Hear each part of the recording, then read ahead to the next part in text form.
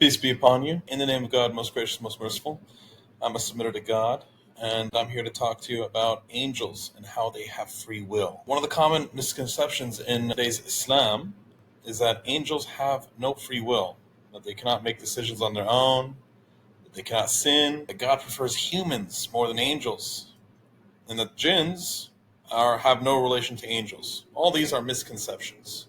Right? We're going to go through all these topics in this video. So where did the confusion begin? The verse that is often cited to prove that angels have no free will is chapter 66, verse 6. It says, guarding hell are stern and powerful angels who never disobey God. They do whatever they are commanded to do. And this is a verse that is often cited as showcasing that these are angels who never disobey God. Right? It also ends up being used to explain why God favors humans over angels, because they say, well, humans voluntarily worship God while the angels have no choice. And this is also to showcase that these are angels, not jinns. Now, a good counterpoint to ask those people who make these claims is, would Jesus in heaven ever disobey God? Would Muhammad always do whatever he was commanded to do? You're going to say, yeah, Jesus would never disobey God. Muhammad would always obey him in heaven. And yet this does not negate their free will. Always obeying God does not mean you lose your free will. This could be an active choice that you make. Now, I'm going to show you how angels do have free will. Chapter 2, verse 34, 7:11, 1761. There's, I think, 4 more other places in the Quran where we see this event. God commands the angels fall prostrate before Adam. And in all 7 locations, you're going to find that he's only commanding the angels to fall prostrate. And all the angels prostrate except Iblis or Satan. He was not with the prostrators. And again, it was exclusive to the angels, repeated 7 times, and each time there was only one who disobeyed. One exception amongst all the angels. Some cope that traditional Muslims may say that, this is some sort of Arabic concept in the linguistics, that when you command a group of people to do something, so imagine you have a teachers and one principal, for example, in a group, you say, teachers, stand up. The concept is, the principal is amongst the teachers, he's going to follow the same command. This is nonsense. This is just interpretative cope. Right? There's a reason God goes 7 times in the Quran, speaks only to the angels, and tells them to fall prostrate before Adam. He never says, angels and one jinn fall prostrate. We never see that. And what's funny, we see this in the New and Old Testament, Ezekiel, Isaiah, Luke, Revelation, that the devil was an angel who lost his status. In chapter 2, verse 89, we see God telling us that the Quran agrees with and confirms what they have. So the Bible and the Old Testament go hand in hand with the Quran in this matter. Another verse, which is not often cited, is chapter 2, verse 30. God talks to the angels. He says, I'm placing a representative on earth. Now, the angels, they formulate a question and oppose God in this matter. They question him. Are you going to place someone who's going to spread evil and shed blood while we over here sing your praises, glorify you, and uphold your absolute authority? And God rebuts them. I know what you do not know. Why are you questioning me? Right, so this showcases the angels. They had the free will to formulate a question and push back on God. God had an idea, had a plan, and they're like, "Whoa, are you serious? Are you really going to do this?" Now, what's funny, in the Quran, chapter 21, verse 23, we see that God is never to be asked about anything he does while all others are questioned. This means that when the angels questioned what God planned to do, not only did this showcase autonomy and the ability to think on their own, formulate a question on their own, and act on their own, it even showcases their ability to sin, because they questioned God and what he planned to do. Another common misconception is that God favored humans over angels. Right? This is because God told the angels to prostrate to Adam, and the misconception that humans are the representatives on Earth. Again, not true, but we're not going to be going over that in this video. Chapter 7, verse 20, we see the devil. He entices Adam. He entices the humans. He says, "Your Lord did not forbid you from this tree, except to prevent you from becoming angels and from attaining eternal existence." This does not make sense that it would entice a human if humans are preferred over angels. Iblis is saying this to Adam to get him to want to eat the fruit. But Adam has already met and talked with angels. He's aware of the differences between himself and them, and whether God favors him more than the angels. So it does not make sense for Adam to be tempted by this offer if angels lose their free will, nor would it make sense if angels were beneath humans in terms of favor with God. Right, so this is a clear example where Adam, who has taught the angels all the names, he has interacted with them, he has seen his treatment from God and seen how the angels deal with him. It does not make sense for him to say, "Hey, you know what? I want to become the creature that is less favored by God, and I want to become the creature that loses its free will." It just does not make sense.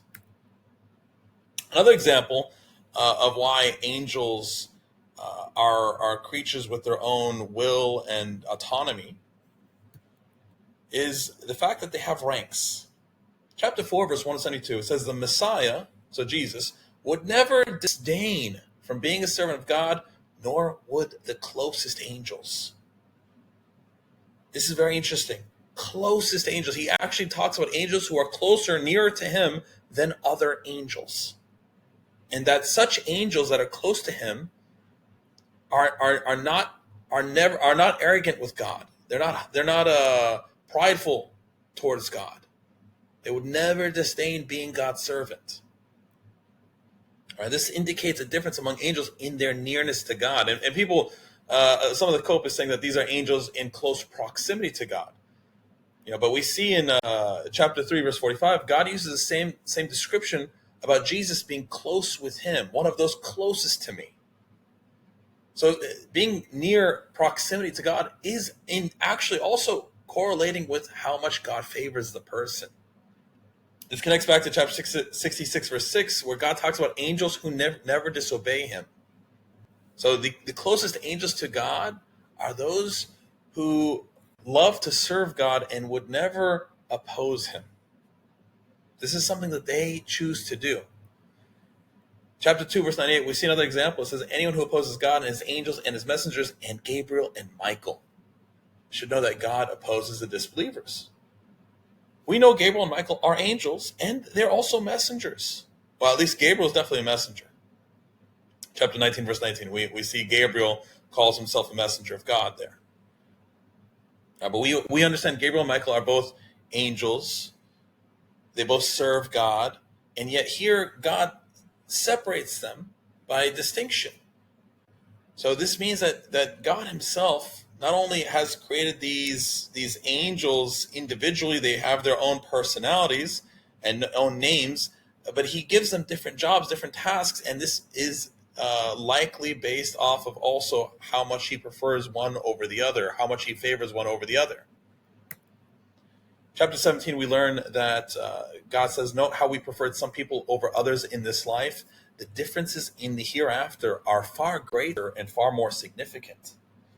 Now, we assume this is just for humans, but in reality, it's probably for all of God's creatures. Why would the angels who have no free will and only follow God's commands be divided in ranks? This would be unfair of God. Why would some angels be closer to God than other angels? How can robots humble themselves to never disdain if they do not have the ability to formulate pride or go against God? God gives these verses in the Quran to stop people with the wrong understandings. The next common misconception we're going to tackle are jinns and how they relate to angels. making the claim jinns are fallen angels. Chapter 18, verse 50. We said to the angels, fall prostrate before Adam. They fell prostrate except Satan. He became a jinn, for he disobeyed the order of his Lord. Angels who disobey God, they remain unrepentant, they become fallen angels, or in Quranic terms, jinns. The reason people have become confused over this topic over time, the reason why Muslims say, jinns and angels they're completely separate, distinct creatures with no correlation, comes from a variety of reasons. But one of the major ones is the Arabic word kana.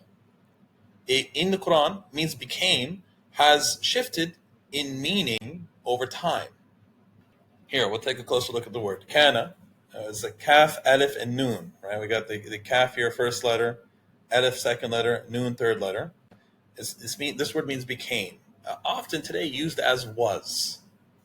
Kana Rasulullah means he was a messenger of God, or he became a messenger of God.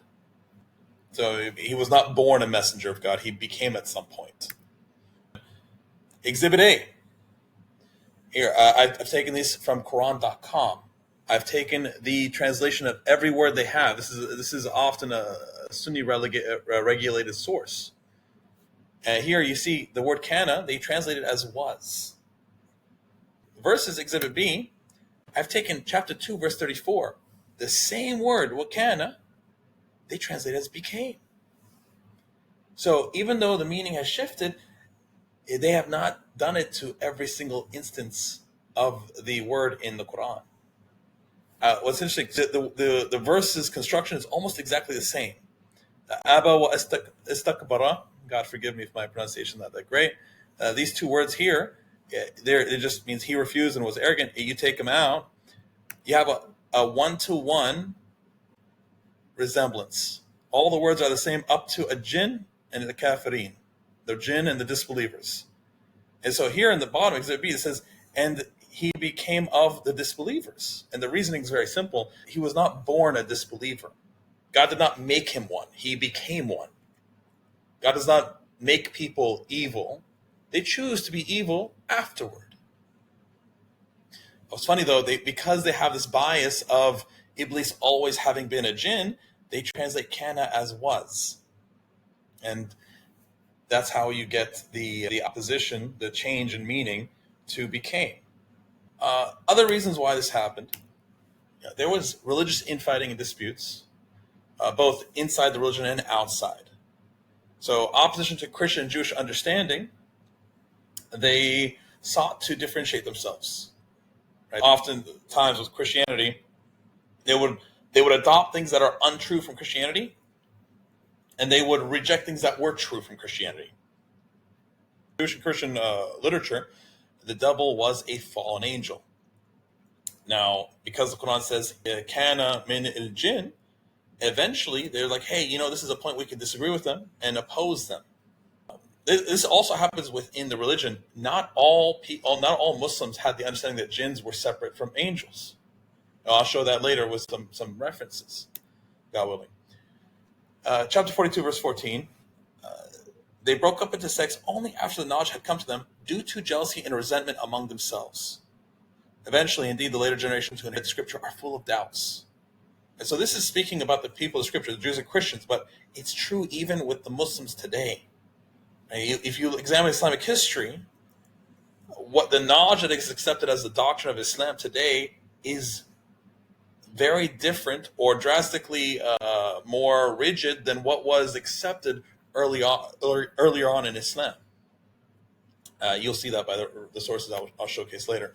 Another reason why this happened is the concept of human supremacy. Humans have a desire to elevate themselves. They wanted to fortify the assumption that God favors humans over angels, and this made it easier. Oh, angels and jinns are not the same. They have no relation. Angels don't have free will, and jinns are creatures with free will that God is disappointed with. So this goes back to how I mentioned that there was an incentive to believing in angels not having free will. It allowed the humans to have a more egotistical interpretation or status of themselves. Now, we have to understand human nature. It trends towards these egotistical and selfish understandings. Chapter 4, verse 128, selfishness is a human trait. As a result, they would frequently misinterpret to elevate themselves. A few more points. Herd mentality. I think we're all familiar with this. The blind following the blind, majority opinion being the default opinion. Chapter 6 and other verses in the Quran demonstrate that this is often a problem of humans. They follow the majority people. They follow what their parents were doing, even if their parents did not understand or were not guided. When I show you the resources, in the future, you'll see that there were indeed Muslims who actually believed jinns were angels. That this was actually in the history of Islam. Yet today, you ask any Muslim, they say, no, angels and jinns, they're not related. That Iblis was some other creature amongst the angels. Another reason is the appeal to authority. This over-reliance on scholars or these so-called knowledgeable people to keep the religion straight often actually leads to an easier time corrupting, distorting, and losing the truth. We see this in Judaism and Christianity, and for some reason the Muslims think it would be different for them. The people always think it's going to be different for them. In chapter 9, verse 21, they set up their religious leaders and scholars as lords. Chapter 4, verse 60, have you noted those who claim that they believe in what was revealed to you, and in what was revealed before you, then uphold the unjust laws of their idols? People who claim to believe in the scriptures of God, and then they follow fabrications. And it's the devil's wish to lead them far astray. Chapter 6, verse 112, human devils inspiring each other fancy words to deceive. And chapter 6, verse 121, the devils inspire their allies to argue with you. If you obey them, you will be idol worshippers. So the devil and his allies are constantly at work to distort the truth and get people to accept the falsehood. So it's actually quite normal for us to see the majority of Muslims having the wrong understanding. And finally, an illusion of truth. The lies are repeated so frequently, so often, that eventually the masses just end up accepting it as truth. And this is the common, you combine herd mentality with appeal to authority. This is what ends up happening, because the scholars or leaders that are in power adopt something false and then repeat it to the masses long enough for them to accept it. And you can see this, the beginning, maybe they say jinns are a type of angel. It switches to jinns are a tribe of angels. Then it becomes, angels are made from light and jinns are made from fire. And then eventually it said, jinns and angels, they have no correlation to each other. It's a gradual shift, very subtle over time. But because of people repeating this shift over and over and over again, everyone is slowly being shifted to the wrong understanding. Now people are going to say, hey, no, man, you're making all this up. Jinns, angels, they've always been separate things. Here, I've cited several different sources.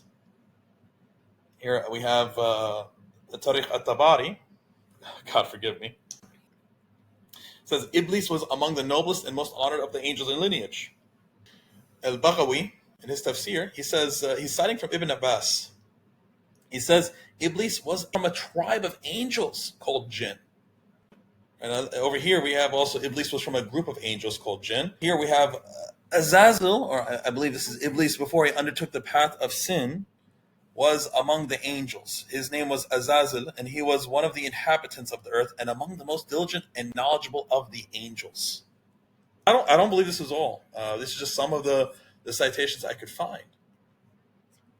But it's very clear back then, many Muslims existed that did indeed believe jinns were just a form of angels. And this is because this is before the loss or the shift in understanding of what kana means. A side note, angels, they are not made of light. Nowhere in the Old Testament, the New Testament, or the Quran does it ever say angels are made from light.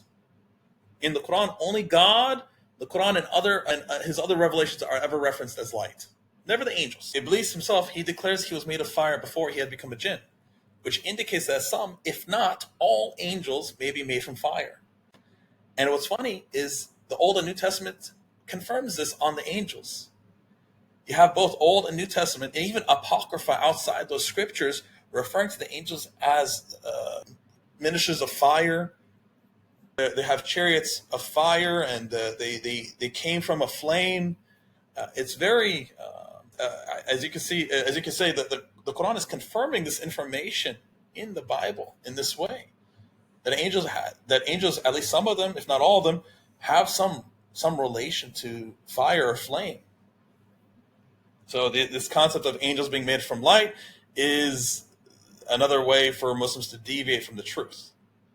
In conclusion, angels have free will, they can sin.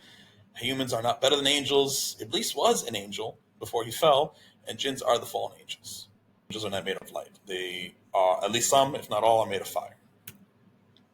Praise be to God, Lord of the universe. Come join us at our server if you want to talk. I'm there almost 24/7, unless I'm sleeping. So God bless you, and peace be upon you.